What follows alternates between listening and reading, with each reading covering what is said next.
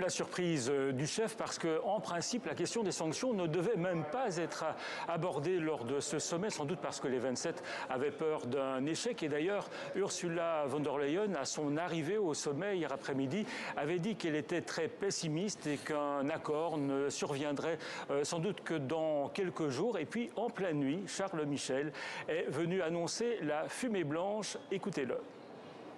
Nous voulons stopper la machine de guerre russe et stopper le financement de cette capacité militaire russe en mettant en œuvre des sanctions qui visent à faire pression sur le Kremlin.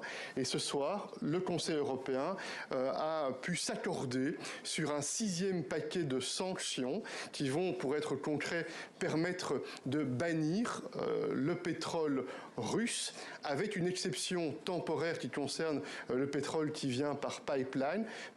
Alors Paul, une exception pour le pétrole russe qui vient par pipeline, ça veut dire que l'embargo ne sera pas total.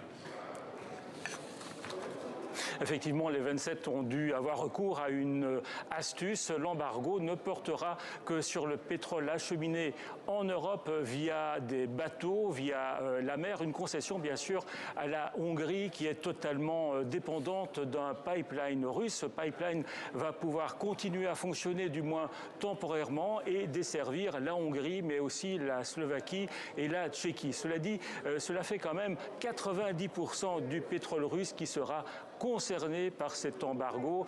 Finalement, les leaders européens auront écouté le président Zelensky qui est intervenu par visioconférence lors de ce sommet et qui avait demandé aux 27 de mettre fin à leurs querelles internes.